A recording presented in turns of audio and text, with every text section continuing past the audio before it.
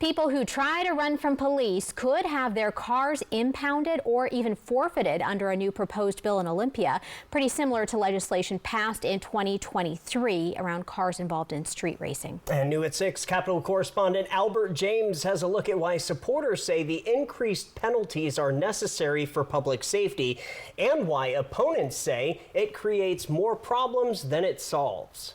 Senate Bill 5333 would allow police to impound and hold a car used in a chase for at least 72 hours. If a driver gets convicted of attempting to elude and has a history of it, their car could be seized and forfeited by police with an opportunity to appeal. Anyone charged with attempting to elude or resisting arrest must wear a GPS tracker if they're released from custody while on trial or as part of community custody after an eluding conviction.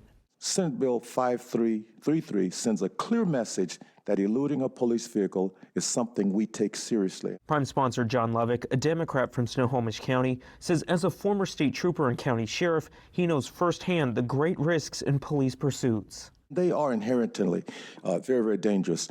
I think that this legislation will help deter the crime of eluding a police vehicle, reducing instances where an innocent bystander and law enforcement officers are placed in danger. Lobbyists for law enforcement testified in support of the bill, drawing comparisons to similar penalties around street racing and saying the bill would reduce the chances for dangerous police chases.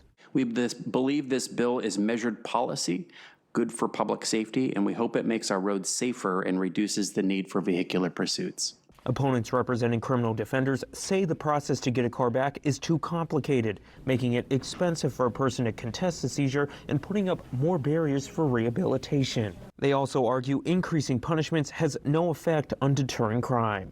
This will be the 6th bill and change to the law to increase the punishment or make it easier to prosecute this crime during my legal career, starting in 1979.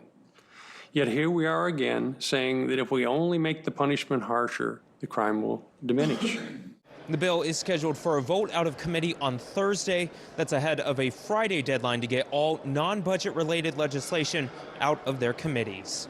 At the state capitol in Olympia, I'm Albert James reporting.